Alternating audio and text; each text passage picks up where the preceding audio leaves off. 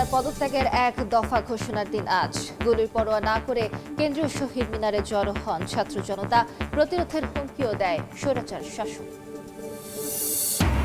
Tender হয় না 13 বছর। দুটি কোম্পানির নিয়ন্ত্রণে মেডিকেল অক্সিজেন চেইন প্ল্যান্ট অচল রেখে কিনছে সরকারি হাসপাতাল। কৃত্রিম সংকট সৃষ্টি করে বাণিজ্যের অভিযোগ। কিশোরগঞ্জে নদীর তলদেশে তিতাসের পাইপলাইন ফুটো হয়ে বের হচ্ছে গ্যাস। গন্ধ ছড়িয়ে এলাকায় আতঙ্ক। কারখানায় অবৈধ সংযোগ নেওয়ার চেষ্টার সময় ক্ষতিগ্রস্ত লাইন। অনুমতি ছাড়াই 10,000-এর বেশি ট্রলার যাচ্ছে গভীর সাগরে। নেই লাইফ জ্যাকেট, বৈরী আবহাওয়ায় পায় না বার্তাও। দুর্ঘটনায় প্রাণ যায় জেলের। নিরাপত্তা নিশ্চিতে জোর। এবং মধ্যপ্রাচ্যে কূটনৈতিক তৎপরতায় গতি। আজ ইরান যুক্তরাষ্ট্র সংলাপের ইঙ্গিত ট্রাম্পের। হরমুজ ইস্যুতে ওমানের সঙ্গে আলোচনা চূড়ান্ত পর্যায়ে, দাবি তেহরানের।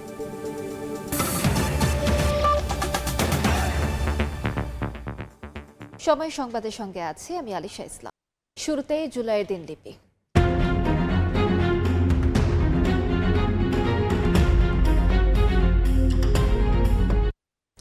ইতিহাসে বারবার ফিরে আসে এক দফা। 24 জুলাই অর্থাৎ 3 অগস্ট উচ্চারিত হয়েছিল স্বৈরাচার পতনের এক দফা। সেদিন মানুষ জড়ো হয় কেন্দ্রীয় শহীদ মিনারে। সরকার পতনের এক দফা ঘোষণা দেন তৎকালীন ছাত্র আন্দোলনের সমন্বয়ক নাহিদ ইসলাম। একই সঙ্গে ওই দিন আসে অসহযোগ আন্দোলনের ডাক। একদিকে আলোচনার আহ্বান, অন্যদিকে প্রতিরোধের হুমকি। কোনো কিছুই পরোয়া করেনি ছাত্র জনতা। জুলাই অভ্যুত্থানের গুরুত্বপূর্ণ এই দিনের ঘটনা প্রবাহ জানব হাসান বলির প্রতিবেদনে।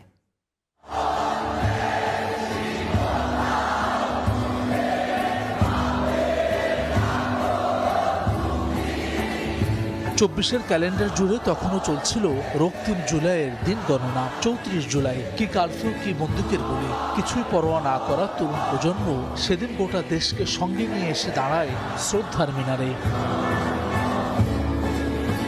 এ যেন ক্ষুব্ধ এক মহাসাগর, যার উত্তাল ঢেউয়ে যে কোনো সময় চুরমার হবে ক্ষমতার দম্ভ আর অন্যায় অবিচারের ভারে নুয়ে পড়া পাহাড়। রক্তের উপর দাঁড়িয়ে নয় কোনো আপোষ।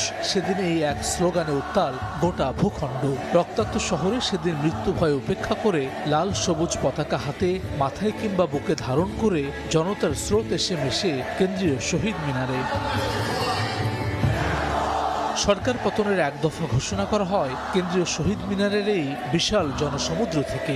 বাংলাদেশের মানুষের জীবনের নিরাপত্তা, সমাজের ন্যায় বিচার প্রতিষ্ঠার জন্য আমরা এক দফার সিদ্ধান্তে উপনীত হয়েছি এবং এই সরকার কোনোভাবে আর 1 মিনিটও ক্ষমতায় থাকার বৈধতা রাখে না। জনতার মঞ্চে সমন্বয়কদের দেখে উজ্জীবিত হয় ছাত্র জনতা। একই সঙ্গে এদিন অসহযোগ আন্দোলনের ঘোষণাও আসে। আমরা যদি 16 তারিখ দাঁড়িয়ে এক দফা ঘোষণা করতাম তাহলে কিন্তু এটা সফল করতে পারতাম। অনেকের মতামত আসে যে 2 তারিখ রাতেই আমরা একটা ভিডিও বার্তা দিয়ে এক দফা ঘোষণা করি, কিন্তু আমাদের একটা ছিল যে কারণ আমরা দীর্ঘদিন লিডারশিপকে মানুষ দেখে নেই মাঠে, আমরা বন্দি অবস্থায় ছিলাম। আমরা যে মানুষকে এক দফা ঘোষণা করে মাঠে আসতে বলবো, তাকে জীবন দিতে আহ্বান জানাবো, এটা যদি আমরা নিজেরা সাহস করে পাবলিকলি গিয়ে না করি তাহলে এটা মনে হবে যে আমরা ভিডিও বার্তা দিচ্ছি লুকিয়ে লুকিয়ে। জনতার মধ্য থেকে ঘোষণাটা দেওয়া হয়, যেটা একটা ঐতিহাসিক ঘোষণা হয়ে থাকে। এক দফার ঘোষণা দেন নাহিদ ইসলাম এবং আমরা অসহযোগ আন্দোলনের ঘোষণা দিই আমি।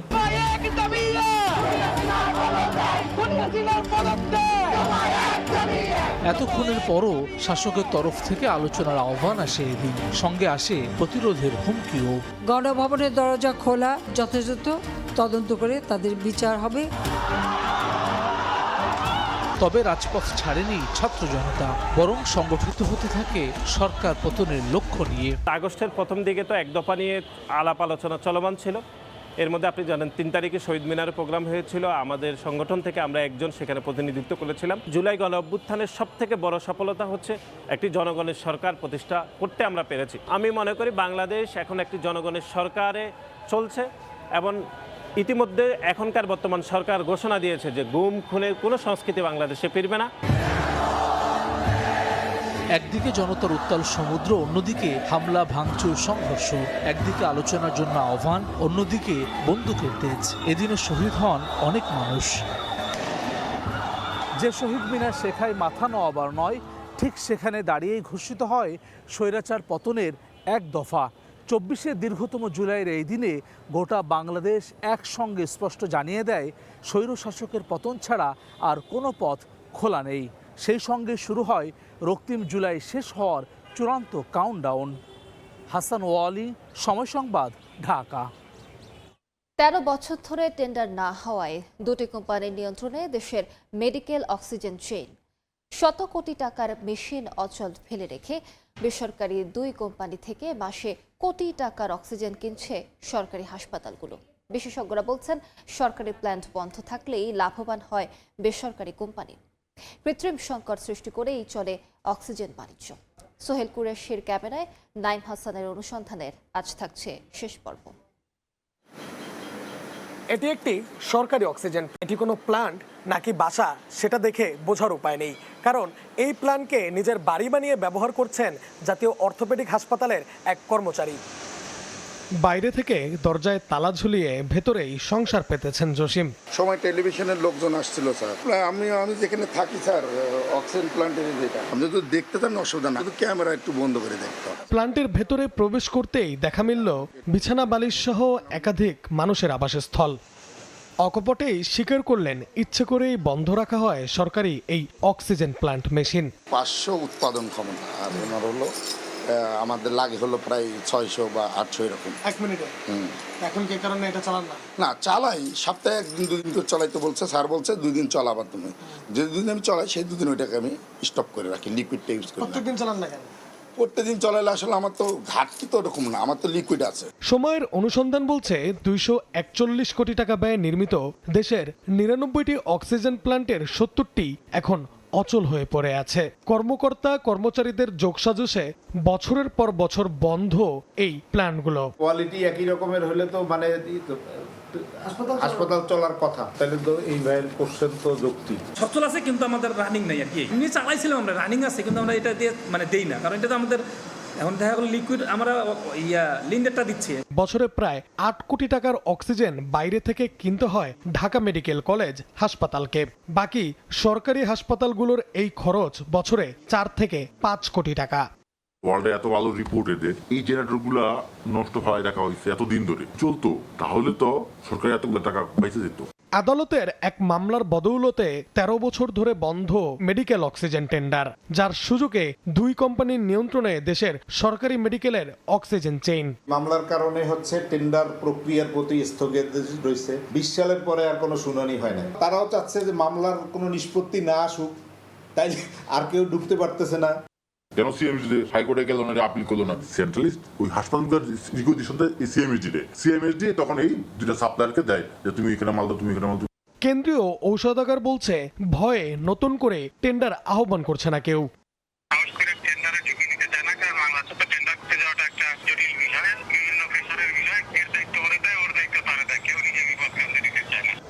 কেন টেন্ডার বন্ধ রয়েছে সেটি খতিয়ে দেখা হবে বলে জানালেন স্বাস্থ্য অধিদপ্তরের অতিরিক্ত মহাপরিচালক। প্ল্যান্ট বন্ধ থাকার পেছনে কোনো চক্র কাজ করলে তাদের বিরুদ্ধেও ব্যবস্থা নেওয়ার হুঁশিয়ারি দেন তিনি।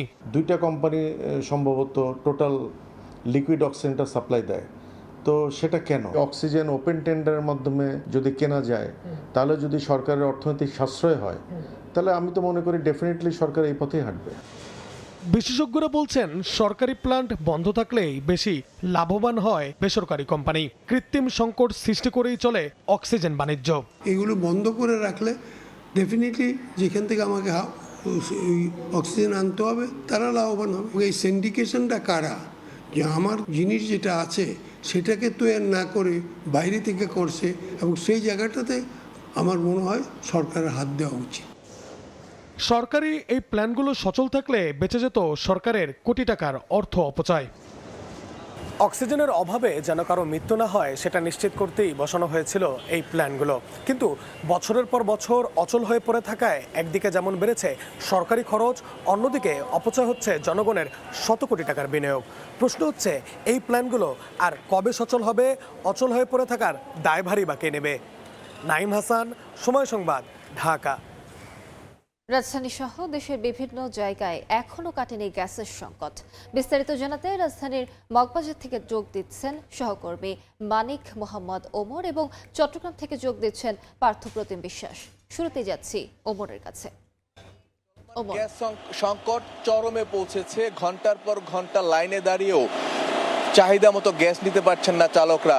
আমরা এখন আছি মগবাজারের একটি পাম্পে, গ্যাস পাম্পে, যেখানে দীর্ঘ থেকে দীর্ঘতর হয়েছে যানবাহনের সারি। সকাল 6টা থেকে 7টার দিকে যারা লাইন দিয়েছেন তারা এখনো পর্যন্ত ঠিকমতো গ্যাস নিতে পারেনি, কিন্তু যারা গ্যাস নেয়ার জন্য লাইন পেয়েছেন তারাও তাদের পর্যাপ্ত গ্যাস সংগ্রহ করতে পারছেন না, যার কারণে যে সংকটটা তৈরি হয়েছে এই সংকটটা একদম সাধারণ মানুষ পর্যন্ত পৌঁছে গেছে। রাজধানীতে এই সংকটের কারণে গণপরিবহন ব্যবস্থায় একটা চাপ পড়েছে, ঠিকমতো গাড়ি পাওয়া যাচ্ছে না। যারা সিএনজি কিংবা রাইড শেয়ারিং অ্যাপ সেবাগুলো ব্যবহার করে থাকেন তারা ঠিকমতো গাড়ি পাচ্ছেন না, ফলে একটা সংকট তৈরি হয়েছে। যেমন যাত্রীদের দিক থেকে বিপরীত চিত্র হচ্ছে, এখানকার যারা চালক আছে রাজধানীতে, যারা গ্যাস নিয়ে গাড়ি চালান তারা আসলে একটা বড় রকমের ঝামেলায় আছেন। তারা গ্যাস নিতে না পেরে পর্যাপ্ত আয় করতে পারছেন না, একটা লম্বা সময় চলে যাচ্ছে গ্যাস সংগ্রহ করতে। তার পাশাপাশি এখানকার যারা পাম্প মালিক আছে ঢাকা শহরে, যারা পাম্প পরিচালনা করছেন, তারা আমাদেরকে যেটি জানিয়েছেন যে এই গ্যাস সংকটের কারণে তারা তাদের পর্যাপ্ত আয় করতে পারছেন না, এবং যেই কারণটায় তারা আসলে এই অবস্থাটা থেকে তারা আসলে পরিস্থিতি থেকে উন্নতি চাচ্ছেন। চট্টগ্রামে আছেন আমাদের সহকর্মী পার্থপ্রতিম বিশ্বাস, চলে যাচ্ছি তার কাছে।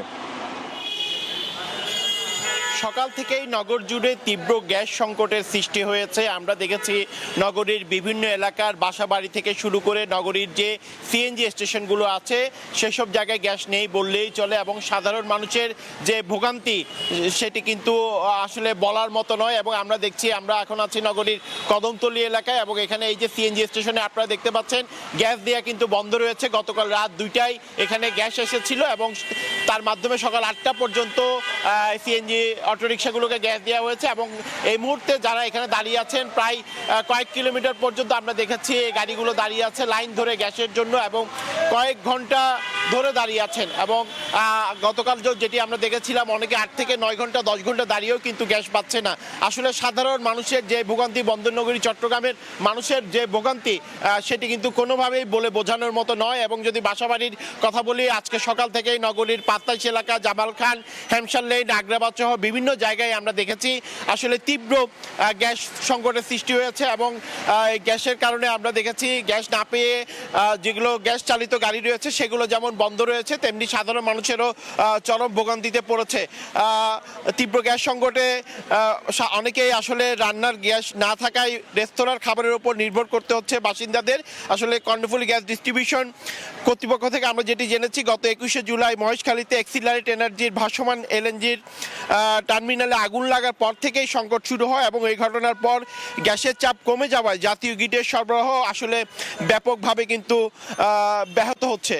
সেক্ষেত্রে চট্টগ্রামে দৈনিক যে চাহিদা, গ্যাসের চাহিদা 350 মিলিয়ন ঘনফুট, এবং এই এলএনজি টার্মিনালে কারিগরি ত্রুটি দেখা দেওয়ার পর থেকে জাতীয় গ্রিড থেকে 230 MMCF গ্যাস মিলছিল। গত শনিবার তা কমে দাঁড়ায় 217 MMCF, এবং রোববার এটি 200 মিলিয়ন ঘনফুটের কাছাকাছিও কিন্তু নেমে এসেছে। তো সেক্ষেত্রে বলা যায় আপনারা দীর্ঘ এই লাইন দেখছেন, সকাল থেকে কিন্তু ভোর থেকে এখানে আসলে গ্যাসের জন্য অপেক্ষা করছেন গাড়ি চালকরা, তবে সিএনজি স্টেশনগুলোতে এই মুহূর্তে কোনো গ্যাস দেওয়া হচ্ছে না। তো এই ছিল আমার কাছে এখনো পর্যন্ত নগরীর কদমতলী এলাকা থেকে এখানকার সর্বশেষ খবর। সরাসরি যুক্ত ছিলাম মগবাজার এবং চট্টগ্রামে। কিশোরগঞ্জে নদীর তলদেশে তিতাসের পাইপলাইন ফুটো হয়ে 1.5 মাস ধরে বের হচ্ছে গ্যাস। পানির নিচ থেকে প্রবল বেগে বের হওয়া গ্যাসের গন্ধে এলাকায় আতঙ্ক ছড়িয়ে পড়েছে। চুনাপাথরের কারখানায় অবৈধ গ্যাস সংযোগ নেয়ার চেষ্টার সময় পাইপলাইন ক্ষতিগ্রস্ত হয়েছে বলে অভিযোগ স্থানীয়দের। তবে মেরামতে কাজ শুরু করেছে তিতাস। কিশোরগঞ্জ থেকে নূর মোহাম্মদের তথ্য ও রুবেল হোসাইনের ছবি নিয়ে রিপোর্ট। নদীর তলদেশে ছিদ্র হওয়া পাইপ থেকে বের হচ্ছে গ্যাস। প্রবল বেগে সেই গ্যাস উঠে আসছে নদীর পানির উপরে। কিশোরগঞ্জের কটিয়াদী উপজেলার মশুয়া কাজিরচর এলাকায় আড়িয়ালখার তলদেশ দিয়ে নেয়া তিতাস গ্যাসের উচ্চ সম্পূর্ণ সঞ্চালন লাইন থেকে অবিরাম গ্যাস বের হচ্ছে 1.5 মাস ধরে। স্থানীয়রা জানিয়েছেন, প্রথম দিকে পানির নিচ থেকে ছোট ছোট বুদবুদ আকারে বের হলেও 1 সপ্তাহ ধরে গ্যাস নির্গমনের চাপ বেড়েছে। এলাকাবাসীর অভিযোগ, কিছুদিন আগে নদীর তলদেশের পাইপলাইন ছিদ্র করে কাজেরচর গ্রামের একটি চুনাপাথরের কারখানায় অবৈধ গ্যাস সংযোগ নেওয়ার চেষ্টা করা হয়, কিন্তু পানি বেড়ে যাওয়ায় তা আর সম্ভব হয়নি। পরে পানির নিচ থেকে প্রবল বেগে বের হতে থাকে গ্যাসের গন্ধ ছড়িয়ে পড়ে পুরো এলাকায়। আমরা আসা যাওয়া করি, মনে করি একটা ভয় আছে না, কুম্বলা তো ব্রাস্ট হয়ে কি হয়ে থাকে এটা তো কোনো বলা যায় না। সাংঘাতিক গন্ধ, গ্যাস উঠে বলি তো গন্ধ করতেছে। আড্ডা করতে সেই সময় পানি ছিল না এখানে, বুঝছেন? এখন পানি আসছে, এই বোধহয় আবার লিকটা বেশি বড় ধরনের লিক হয়ে গেছে। বিষয়টি জানাজানি হলে টনক নড়ে তিতাস গ্যাস কর্তৃপক্ষের, শুরু হয় মেরামত কাজ। তবে নদীতে পানি ও স্রোত বেশি থাকায় মেরামত কাজে বেগ পেতে হচ্ছে। আর মামলা হলে জড়িতদের আইনের আওতায় আনার কথা জানিয়েছে পুলিশ। আমরা এটা ট্রেস আউট করার পরপরই এটা আমরা মেরামতের জন্য উদ্যোগ নিছি। আমাদের লোকজন দিনরাত অনবরত তারা কাজ করতেছেন। আমরা এখন আইডেন্টিফাই করতে পারিনি কারা করছেন নির্দিষ্ট লোক, এবং যা তিতাস গ্যাস তারাও কিন্তু বলতে পারে নাই। তাদেরকে বললাম যদি আপনারা মামলা করেন আমরা মামলা নিব, আমরা সর্বোচ্চ চেষ্টা করব এটা। এদিকে ঘটনার পর থেকে চুনাপাথরের ফ্যাক্টরিটির লোকজন গা ঢাকা দিয়েছে বলে জানিয়েছে এলাকাবাসী। সময় সংবাদ, কিশোরগঞ্জ। সময় সংবাদে আরো থাকছে। খসে পড়ছে পলস্তারা, দেয়ালে ফাটল, বেহাল বরিশাল মহিলা পলিটেকনিকের ছাত্রীনিবাস। অনিয়মের অভিযোগে ঠিকাদারের জামানত আটকে দিল কর্তৃপক্ষ।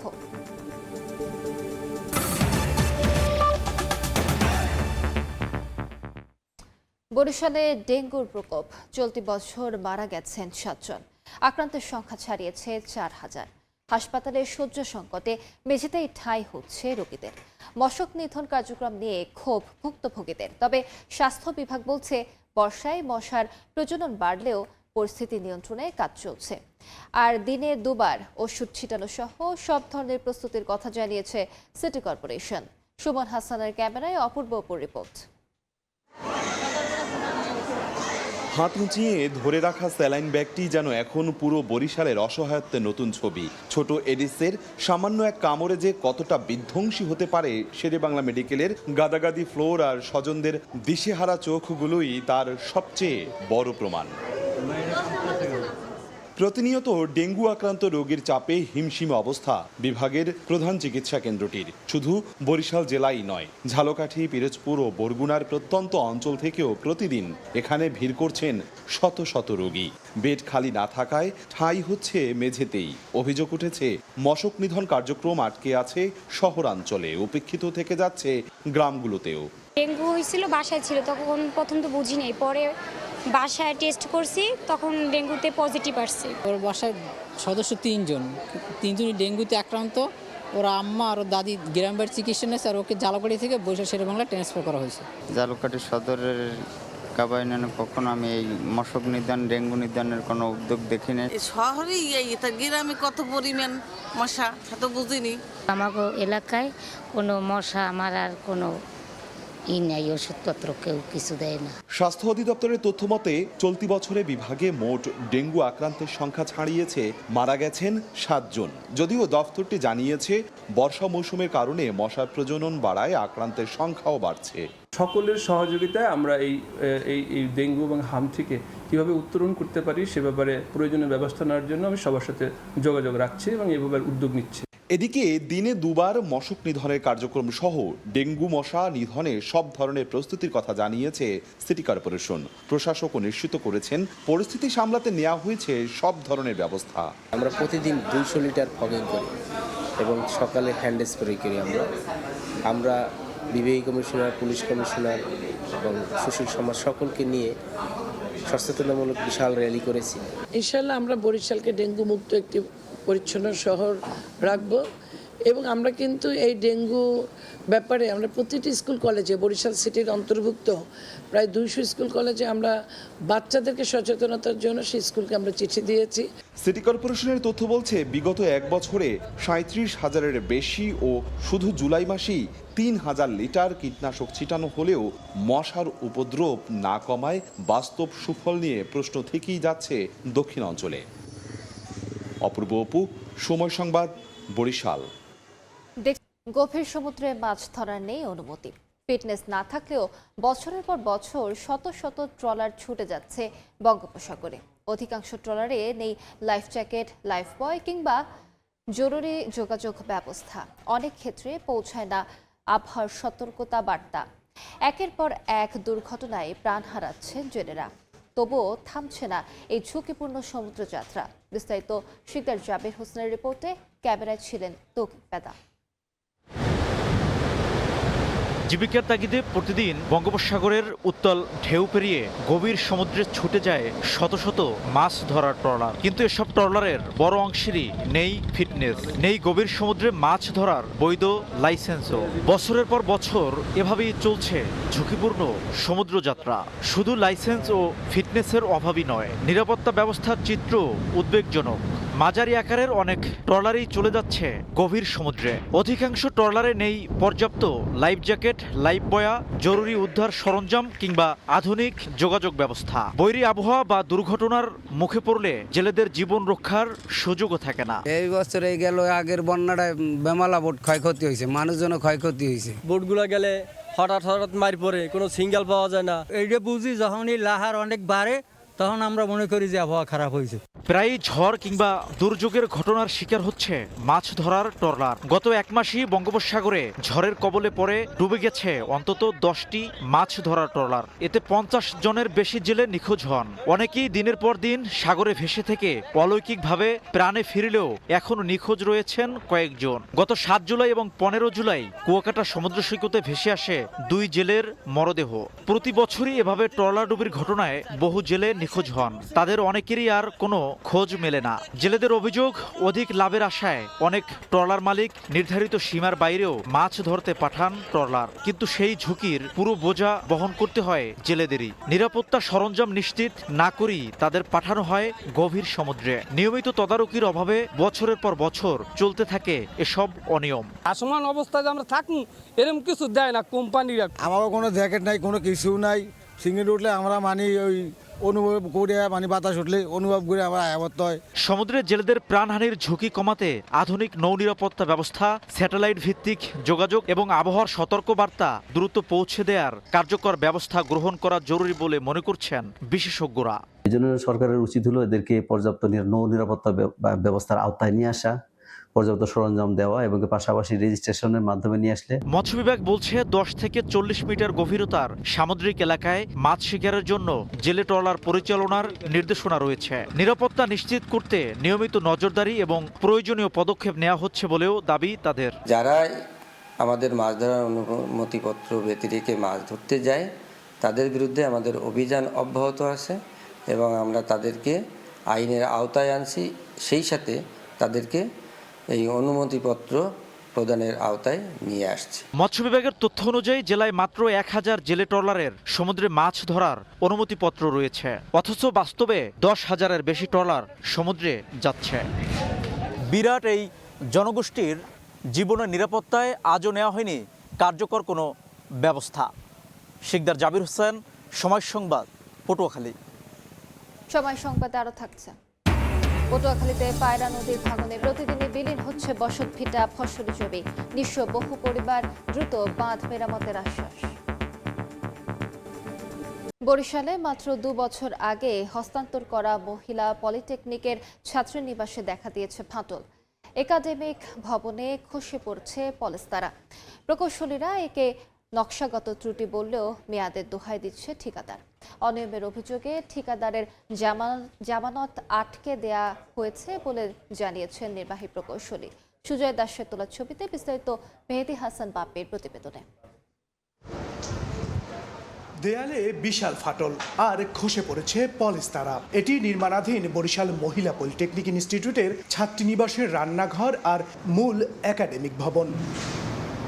নারীর কর্মসংস্থানে কারিগরি শিক্ষার জন্য নগরীর আলেকান্দায় 3 একর জমিতে 73 কোটি 95 লাখ টাকায় নির্মিত হচ্ছে প্রতিষ্ঠানটি। 2022 সালে শুরু হয়ে 2024 সালে হস্তান্তর করা হয় 6 তলা একাডেমিক ভবন।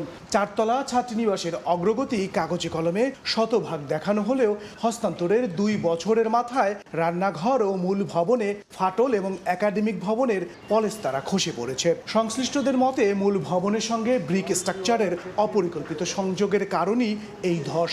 কিচেন ভবন ওটা একটু প্রবলেম আছে, তারপর বাইরেও আছে যে নোনায় ধরছে কোনো জায়গায়।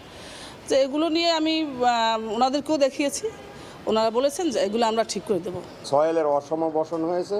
আর একটা বিষয় আমার কাছে মনে হলো যে দুটি ভবন ছোট বড় মিলিয়ে দুটো একদম পাশাপাশি একটার সাথে আর একটা লাগানো, এটা করা আমার মনে হয় ঠিক হয়নি।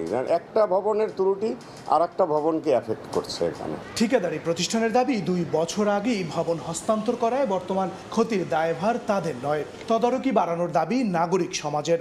1 বছর পর্যন্ত যে কোনো সমস্যা হলে সেটা ঠিকাদার দেখে, তারপর 3 বছর আগের বিল্ডিং, সেটা তো আর সমস্যা হইলে সেটার জন্য তো আর আমরা দায়ী না। মানসম্পন্ন কাজ হঠাৎ এই 2 বছরের মধ্যে এত নিম্নমানে কেমন করে চলে আসলো?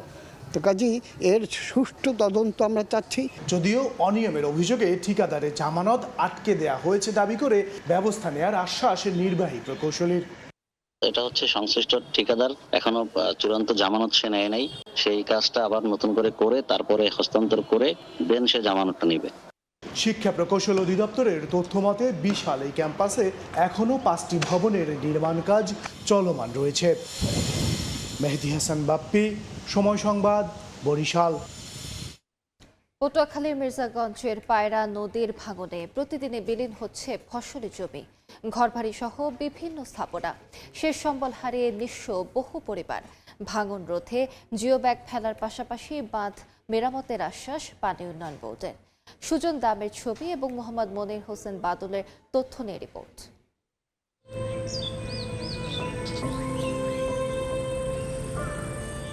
একে একে নদী গ্রাস করেছে বসতভিটা। শেষ এক টুকরো ফসলি জমি ছিল, সেটিও হারিয়ে নিঃস্ব 80 বছরের বৃদ্ধ হাবিবুর রহমান খান। 3 কিলোর মধ্যে 2 কিলো জায়গার বাড়িঘর ছিল, স্কুল ছিল, মাদ্রাসা ছিল, কবরস্থান ছিল, সবকিছুই নদীতে।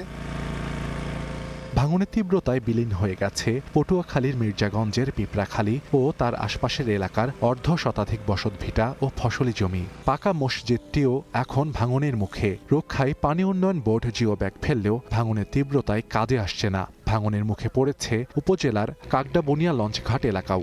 ঘরবাড়ি, ফসলের ক্ষেত ও গাছপালা হারিয়ে নিঃস্ব গ্রামগুলোর শত শত পরিবার। মানুষ এতটা অসহায়, প্রতিটা ফ্যামিলি 7 বার 5 বার প্রত্যেকটা ফ্যামিলি আমরা নদী গর্ভে বিলীন। মসজিদের মাঝখান দিয়েও ওটা ফাট নিছে, তো যে কোনো মুহূর্তটা পড়ে যাইতে পারে। প্রায় 1 লক্ষ ব্যাগের প্রয়োজন আমাদের, তাইলে আমরা আমাদের যে 500 ফ্যামিলি, অনেক ফ্যামিলি অসহায় হয়ে গেছে। এখন আমাদের দরকার টিউ ব্যাগ, ওই যে লাম্বাগুলো যেগুলো ডাম্পিং করার জন্য, ভালোভাবে এখানে নামাজ পড়তে পারি এবং গ্রামটা যাতে সুরক্ষিত থাকতে পারে, এজন্য সরকার কাছে বিনীত আবেদন। 3-4 বার আমার বাড়ির ঘর ভাঙতে হয়েছে, ভেঙে উঠেছি, এখন আর যাওয়ার কোনো জায়গা নাই। 40 থেকে 45টা দোকান তাও আজকে চলে গেছে। প্রতিবার যেখানে ভাঙে সেইখানে একটু জিও ব্যাগ ফেলায়, কোনো কাজই হয় না। জায়গা জমি যা আছে তাও যায়, এখন আমাকে পিঁপড়াখালী বাজারই নেই। সরকারের যদি দৃষ্টি নজর থাকে তাই বুঝতে পারে। ভাঙন রোধে জিও ব্যাগ ফেলার পাশাপাশি বাঁধগুলো মেরামতে কাজ শুরুর আশ্বাস পানি উন্নয়ন বোর্ডের। জরুরি আপৎকালীন কাজ গ্রহণ করা হয়েছে এবং মাঠ পর্যায়ে কাজ চলমান রয়েছে। স্থায়ী কাজ বাস্তবায়নের জন্য ইতিমধ্যে একটি সমীক্ষা প্রকল্প চলমান রয়েছে। সমীক্ষা প্রকল্পের সুপারিশের আলোকে প্রকল্প প্রণয়ন করা হবে। প্রকল্প অনুমোদন হলে যখন নদীটি সংস্কার কাজ বাস্তবায়ন করা সম্ভব হবে, তখন উক্ত এলাকার নদী ভাঙন বন্ধ হবে। পটুয়াখালীতে মোট 1300 কিলোমিটার বেড়ি বাঁধের মধ্যে আংশিক ক্ষতিগ্রস্ত 22 কিলোমিটার এবং পুরোপুরি ক্ষতিগ্রস্ত 6 কিলোমিটার। সময় সংবাদ, পটুয়াখালী।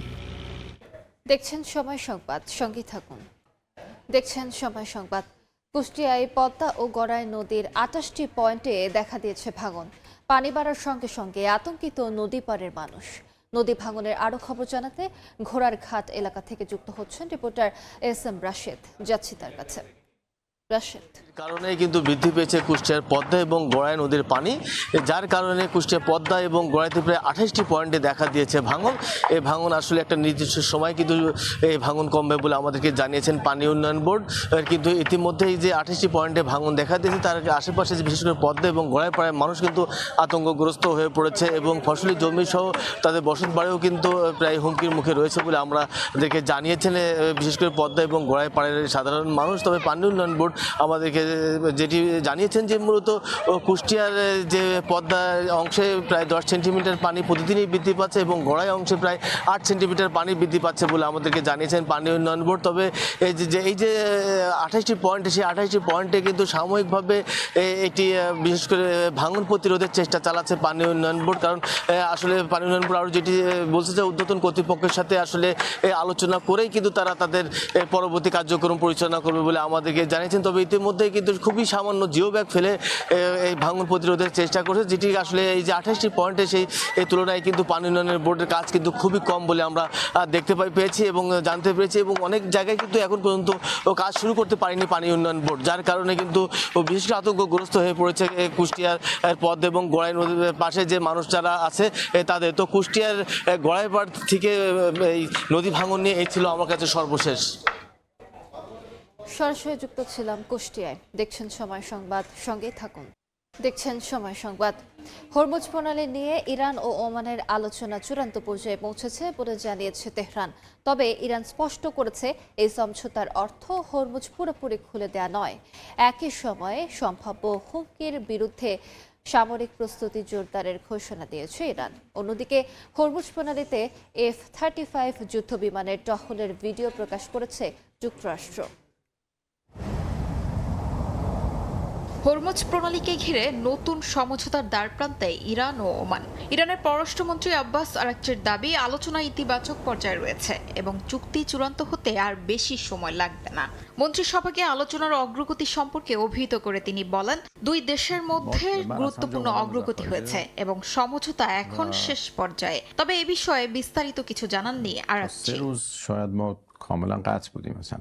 ইরানের পররাষ্ট্র মন্ত্রণালয়ের মুখপাত্র ইসমাইল বাকাই জানিয়েছেন, ওমানের সঙ্গে নতুন একটি নৌপথ নির্ধারণ নিয়ে খুব শীঘ্রই সমঝোতা হতে পারে। নতুন রুট উভয় দেশের জাতীয় স্বার্থ ও নিরাপত্তাকে সম্মান করবে। তবে তিনি স্পষ্ট করেন, এই সমঝোতার অর্থ হরমুজ প্রণালী পুরোপুরি খুলে দেয়া নয়। বাকাই বলেন, প্রণালী কোনোভাবেই যুদ্ধপূর্ব অবস্থায় ফিরবে না এবং জাহাজ চলাচলের জন্য একটি গ্রহণযোগ্য ও নিরাপদ কাঠামো তৈরি আলোচনার মূল লক্ষ্য। এদিকে ইরানের ভারপ্রাপ্ত প্রতিরক্ষা মন্ত্রী সাইয়েদ মাজিদ ইবনে আল রেজা বলেছেন, শত্রুপক্ষের যে কোনো হুমকিকেই তেহরান বাস্তব হিসেবে বিবেচনা করে। তার ভাষায়, প্রতিটি হুমকি ইরানের সামরিক প্রস্তুতি, প্রতিরোধ ক্ষমতা ও প্রতিরক্ষা শক্তি আরও বাড়ানোর সুযোগ হিসেবে দেখা হয়। তাই সম্ভাব্য যে কোনো পরিস্থিতির জন্য দেশটির প্রস্তুত রয়েছে বলে জানান তিনি। অন্যদিকে যুক্তরাষ্ট্রের সামরিক বাহিনী একটি ভিডিও প্রকাশ করেছে, যেখানে তাদের দাবি অনুযায়ী ইউএসএস আব্রাহাম লিঙ্কন বিমানবাহী রণতরী থেকে একটি F-35 যুদ্ধ বিমান হরমুজ প্রণালীর ওপর টহল দিচ্ছে। যদিও ভিডিওটির স্থান ও ধারণের সময় স্বাধীনভাবে যাচাই করা যায়নি। বিশ্লেষকরা বলছেন, উপসাগরীয় অঞ্চলে উত্তেজনার মধ্যেই উভয় পক্ষের এই পদক্ষেপ হরমুজকে ঘিরে নতুন করে কৌশলগত গুরুত্বের ইঙ্গিত দিচ্ছে। শিউলি Roza, Somoy Sangbad. Bangladesh Institute of International Strategic স্টাডিজে প্রশিক্ষণ কর্মশালায় কথা বলছেন প্রধানমন্ত্রীর পররাষ্ট্র বিষয়ক উপদেষ্টা হুমায়ুন কবির। আমরা সরাসরি যাচ্ছি সেখানে। Remain indispensable in addressing the increasing complex challenges of our time. Now, just before I move on to the main content of my address to you, I think it's important to note here, given it's the training program of the 2026 Comparative Governance Forum. Now, comparative governance calls for a comparative look at our respective governance systems of both countries. There are things we could tremendously learn from the People's Republic of China. There are some things also we do well, but we need to do better. The public policy sphere of both our respective countries, are distinct. So there is ways that we could learn from China what's worked well and put in implementation on form, replicate in a bespoke way that suits our needs. China is a tremendous example of development in the last 4 decades. It has lifted 800 million people or so out of extreme poverty, one of the largest poverty alleviation, successful poverty alleviation programs in the world, if not the most successful. It has made major market reforms. It has targeted campaigns within its own sphere to advance the growth of its economy, the advancement of its social development. প্রশিক্ষণ কর্মশালায় কথা বলছেন প্রধানমন্ত্রী পররাষ্ট্র বিষয়ক উপদেষ্টা হুমায়ুন কবির। আমরা সরাসরি যুক্ত ছিলাম সেখানে। অস্ট্রেলিয়ার বিপক্ষে টেস্টে কঠিন চ্যালেঞ্জের মুখে পড়বে বাংলাদেশ, তবে জয় অসম্ভব নয়। দ্বিতীয় বহরে দেশ ছাড়ার আগে মাউন্ট মঙ্গানুইয়ে ঐতিহাসিক টেস্ট জয়ের কথাও স্মরণ করিয়ে দিলেন জাতীয় দলের প্রধান নির্বাচক Habibul Bashar Suman. 2 match test series খেলতে রোববার অস্ট্রেলিয়া গেছেন লিটন দাস সহ 7 ক্রিকেটার। 5 বছর পর সৌম্য সরকার ফিরেছেন টেস্ট দলে, সেটাও মাইটি অস্ট্রেলিয়ার বিপক্ষে সিরিজে, যেই সিরিজ নিয়ে বিস্তর আলোচনা। ফলাফল কি হবে সেটা বলা কঠিন, তবে দেশ ছাড়ার আগে শরীরী ভাষায় ইতিবাচক সৌম্য সরকার। প্রথম দফায় গেল শুক্রবার অস্ট্রেলিয়া গেছেন দলের অধিকাংশ ক্রিকেটার ও কোচিং স্টাফ। এদিন প্রধান নির্বাচক হাবিবুল বাশার সুমনের সঙ্গে গেলেন বাকি 7 জন। বাংলাদেশ দলের সামনে চ্যালেঞ্জ তাসমান সাগর পারে কনকনে ঠান্ডার সঙ্গে মানিয়ে নেওয়াটাও। বিমানবন্দরে ক্রিকেটাররা এড়িয়ে যান গণমাধ্যম। আশার বাণী শোনানোর চেয়ে মাঠে ভালো খেলে একটা জয় উপহার দিতে চান ক্রিকেটাররা। ইনজুরির সমস্যাটা বাধা হলেও জয় ভিন্ন কিছুই ভাবছে না টিম ম্যানেজমেন্ট। জাতীয় দলের প্রধান নির্বাচক হাবিবুল বাশার জানান, বাংলাদেশ প্রস্তুত চ্যালেঞ্জের মুখোমুখি হতে। অতীত থেকেও আত্মবিশ্বাস খুঁজছে টাইগাররা। আমরা কিন্তু এর আগে নিউজিল্যান্ডকে একটা টেস্ট ম্যাচ হারিয়েছিলাম, সেটাও কিন্তু মানমঙ্গলে, সেটাও কিন্তু অনেক কঠিন ব্যাপার ছিল। সেখানেও কিন্তু আর মূল একাদশে অনেক খেলার ছিলেন না, তখন যারা খেলতেন রেগুলার প্লেয়ার, সেখানে কিন্তু জিতেছিলাম। So nothing is impossible, it is a difficult task, we all know that, but it's not something যে ইম্পসিবল একটা ব্যাপার। দলের জন্য বড় স্বস্তি স্কোয়াডে লিটন দাসের ফেরা। অস্ট্রেলিয়াতে কিছু পরীক্ষা নিরীক্ষার পর ফিট থাকলে প্রথম টেস্টেই একাদশে দেখা যাবে অভিজ্ঞ এই উইকেট রক্ষক ব্যাটসম্যানকে। শরীফুলও নেটে অনুশীলন করেছেন। দ্বিতীয় টেস্টে তাকে পাওয়ার বিষয়ে আশাবাদী টিম ম্যানেজমেন্ট। এখন যে দলটা আছে সেটা নিয়ে আশাবাদী, ওর প্রোগ্রেসটাও লিটনের মতো খুব ভালো হচ্ছে। আর যেহেতু ফাস্ট বোলারদের জন্য তো আসলে কাজটা আরেকটু পরীক্ষাটা বেশি দিতে হয়। আমি হোপফুল সেকেন্ড টেস্টটা ফেরত পেয়ে যাবো। টেস্ট চ্যাম্পিয়নশিপের 2026-27 সাইকেলের পয়েন্ট টেবিলে 4 নম্বরে আছে টাইগাররা। অস্ট্রেলিয়ার বিপক্ষে ভালো পারফরমেন্স ভবিষ্যতে এমন আরও সুযোগ বয়ে আনবে। একই সঙ্গে তরুণ ক্রিকেটারদের জন্য এই সিরিজ নিজেদের প্রমাণ করার বড় মঞ্চ। 27 বছরের টেস্ট ক্রিকেটের ইতিহাসে বিদেশ সফরে কেবল 3টা সিরিজে জয়। সবশেষ সিরিজেও জিম্বাবুয়ের কাছে ইনিংস ব্যবধানে হার। এই দলটাই তাসমান পারে যাচ্ছে মাইটি অস্ট্রেলিয়ার বিপক্ষে খেলতে। ট্রাভিস হেড, প্যাট কামিন্সদের সামলাতে পারবে তো বাংলাদেশ, নাকি আরও একটা শিক্ষা সফর সঙ্গী করে ফিরতে হবে টিম টাইগার্সকে? হযরত শাহজালাল আন্তর্জাতিক বিমানবন্দর থেকে মোহাম্মদ নাজমুল হাসান পুলক, সময় সংবাদ, ঢাকা। এ পর্যায়ে শীর্ষ সংবাদগুলো জানিয়ে দিচ্ছে আরেকবার। শেখ হাসিনার পদত্যাগের 1 দফা ঘোষণার দিন আজ। গুলির পরোয়া না করে কেন্দ্রীয় শহীদ মিনারে জড় হন ছাত্র জনতা।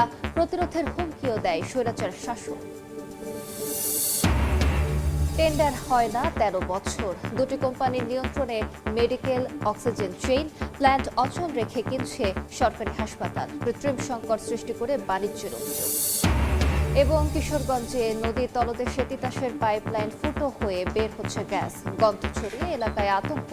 কারখানায় অবৈধ সংযোগ নেয়ার চেষ্টার সময় ক্ষতিগ্রস্ত লাইন।